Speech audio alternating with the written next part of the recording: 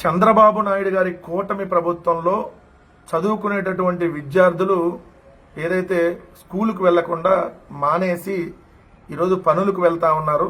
Dropouts పెరిగిపోయాయి.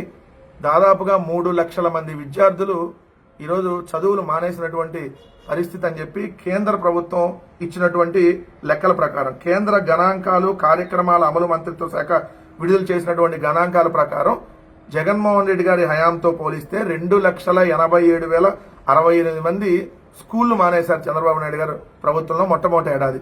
ఇక్కడ మీరు చూసుకుంటే జగన్ గారు ఉన్నప్పుడు 2022-23 సంవత్సరంలో మొత్తంగా 86,22,192 మంది ఏదైతే బాలురు కానీ బాలికలు కానీ స్కూల్కి వెళ్ళి చదువుకుంటున్నారు. అదే 2023-24 సంవత్సరంలో ఏదైతే అది 87,41,885 మంది. అంటే విద్యార్థులు సంఖ్య 1,20,000 పెరిగింది చదువుకునే వాళ్ళ సంఖ్య. కానీ చంద్రబాబు నాయుడు గారు ముఖ్యమంత్రి అయిన తర్వాత 24-25 సంవత్సరంలో ఆ సంఖ్య దాదాపుగా 3 లక్షలు తగ్గింది. 87 లక్షల నుంచి 84,54,817 మంది అయ్యారు. అంటే దాదాపు 2,86,000 తగ్గారు. అంటే దాదాపుగా 2,87,000 తగ్గారు. అంటే దాదాపుగా 3 లక్షల మంది స్కూళ్లు మానేశారు. దాంట్లో మీరు చూస్తే డ్రాప్అవుట్స్ అనేది తగ్గాలి ఎవ్రీ ఇయర్. కానీ చంద్రబాబు నాయుడు గారి దాంట్లో డ్రాప్అవుట్స్ పెరిగిపోతా ఉన్నాయి.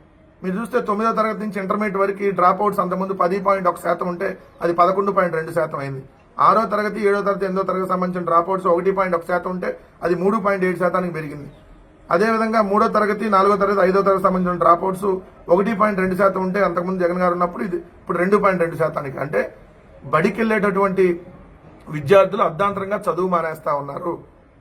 పిల్లల్ని పనికి తీసుకెళ్తా ఉన్నారు. సో ఇది విస్తుపోయేటటువంటి నిజాలు.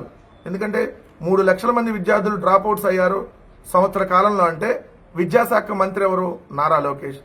వీళ్ళు జగన్ గారు ఉన్నప్పుడు అమ్మఒడి ఇచ్చి ప్రాంప్ట్గా వాలంటీర్ల ఆధ్వర్యంలో వాళ్ళు స్కూల్కి వెళ్తున్నారా లేదా వరుసగా 3 రోజులు కానీ స్కూల్కి రాకపోతే ఏదైతే వాలంటీర్లు ఇంటికి వెళ్ళేవాళ్ళు, ఎందుకు స్కూల్కి రావట్లేదని చెప్పి అట్లా స్కూల్కి అట్లా వాలంటీర్లు కూడా అలా టైఅప్ పెట్టారు. సో ఏంటంటే రాకపోతే ఖచ్చితంగా ఇంటికి వెళ్ళి ఎందుకు రావట్లేదని ఎంక్వైరీ చేసి పంపించేవాళ్ళు మళ్ళీ స్కూల్కి. నిజంగా ఏదైనా అనారోగ్య కారణాల వల్ల రావట్లేదా, మామూలుగా ఏదన్నా మానేశారా? ఇప్పుడు అసలు పర్యవేక్షణ లేదు. పేరుకు పేరెంట్స్ మీటింగు 100 కోట్ల డబ్బులు ఖర్చు పెట్టి పబ్లిసిటీ కార్యక్రమం ఏమైంది? మరి 3 లక్షల మంది విద్యార్థులు ఎందుకు తగ్గారు? విద్యాశాఖ మంత్రి నారా లోకేష్ గారు వచ్చిన తర్వాత ఈ విద్యాశాఖ పూర్తిగా భ్రష్టు పట్టిపోయిందనడానికి ఇది ఉదాహరణ కదా. మధ్యాహ్న భోజన పథకం చూస్తే పురుగులు జెర్రీలు, పేరేమో డొక్కా సీతమ్మ గారి పేరు పెట్టారు. ఆమెను అవమానిస్తున్నాం ఇది. సో పక్క మీరు తల్లికి వందనం 2024-25 సంవత్సరంలో 0 ఒక్కలు కూడా అకౌంట్లో డబ్బులు వేయాల. ఈ ఏడాది చూస్తే 20 లక్షల మంది కోత, మిగిలిన వాళ్ళకి వేసిన వాళ్ళకి 5,000, 7,000, 10,000, మాక్సిమం 13,000. సో విద్యా వ్యవస్థలో సంస్కరణలు చేపట్టారు. ఇంగ్లీష్ మీడియము ఏదైతే ట్యాబులు, ఇలా జగన్మోహన్ రెడ్డి గారు ఉన్నప్పుడు ట్యాబులు, ఇంగ్లీష్ మీడియం విద్య, నాణ్యమైనటువంటి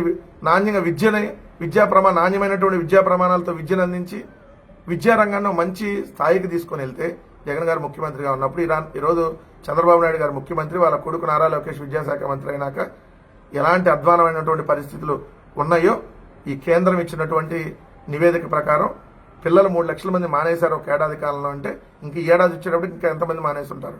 25-26. సో ఒక్క ఏడాదికి 3 లక్షలు మానారంటే అదనంగా ఇంకో 2-3 లక్షలనే మానుంటారు.